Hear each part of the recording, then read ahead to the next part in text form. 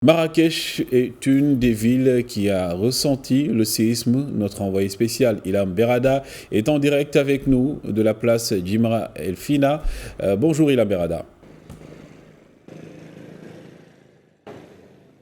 Bonjour Aboubakar. Alors Ilham, racontez-nous un peu l'ambiance qui règne après la catastrophe sur cette emblématique place de Marrakech. Écoutez Aboubakar, on ne le dira jamais assez, la résilience des Marocains est exceptionnelle et comme vous le disiez en présentation, effectivement je suis là à place Djamra El Fina et plus précisément à côté de la mosquée, dite la mosquée Kherbouch qui a perdu une partie du minaret et qui est devenue une attraction des citoyens mais également une attraction touristique. Les gens viennent ici pour voir ce qui s'est passé, pour comprendre aussi l'ampleur, mais bien évidemment les secouristes, il n'y a pas eu de mort à déplorer bien évidemment. Les secouristes sont passés pour remblayer ce qui a été perdu. Mais ce matin à 9h précise, j'étais sur la place de Djamra El Fina pour voir un peu l'ambiance qui régnait. Donc c'est une ambiance très très calme comme à l'accoutumée à 9h du matin, mais les gens étaient là, les commerçants ouvraient leur commerce,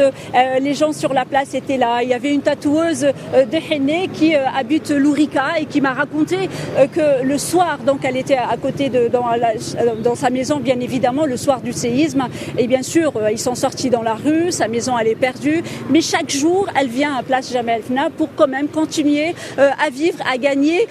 donc son gagne-pain en tatouant, en interpellant les touristes et chaque soir aussi elle repart chez elle même s'il faut dormir dehors, mais elle est à côté de chez elle et c'est un aller-retour entre Lourika et Djamra El Fina qu'elle fait. J'ai posé aussi la question aux commerçants, pour eux il faut continuer, la vie continue et justement ici à Djamra El Fina on est impressionné par les touristes attablés dans les cafés, les touristes qui se promènent. On a interpellé des touristes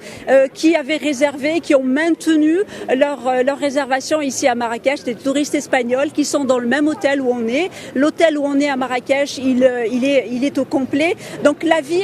elle continue et on sent cette résilience chez les gens, chez les commerçants, chez les propriétaires de cafés. Et bien évidemment, la vie, elle continue ici à Marrakech, dont les dégâts les plus importants, on va dire, malgré donc la quinzaine de décès qu'on déplore ici dans la ville de Marrakech, les grands dégâts sont au fait urbains et notamment les maisons certaines ont été démolies, certaines ont perdu quand même beaucoup de leurs façades et il y a un volet très important qui a été touché, c'est le volet touristique. Sur la place Djamra El Fina par exemple, il y a cette mosquée mais il y a aussi le musée donc de Djamra El Fina qui a été touché, le musée d'Al Bacha de Sidi Saïd, le musée le palais bien sûr, le palais El Bdi, le palais El Bahia, c'est un volet donc très important mais c'est un volet que l'homme,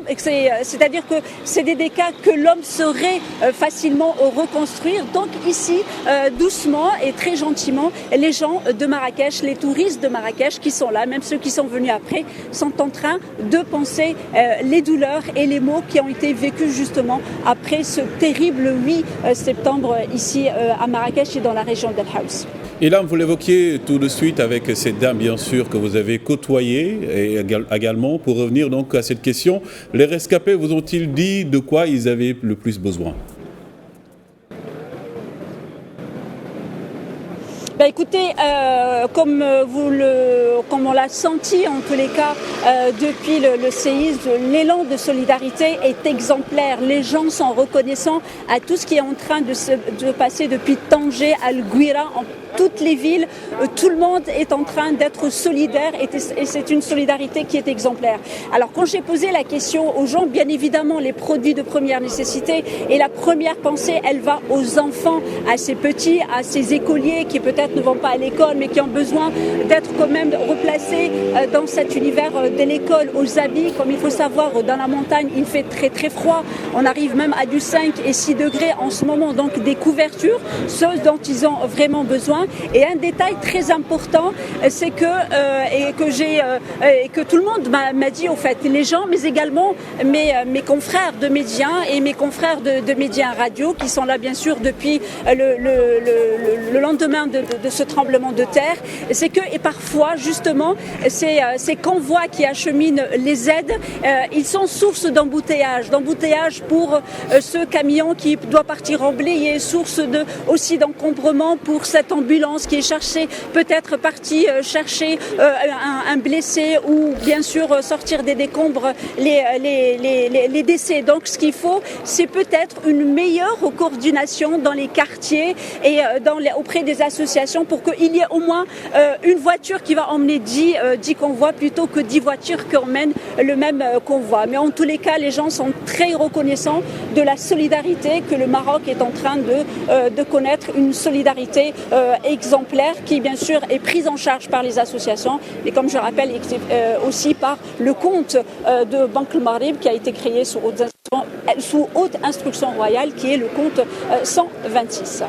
Merci Ilham Berrada, vous étiez en direct avec nous de la place Jemaa El Fina à Marrakech.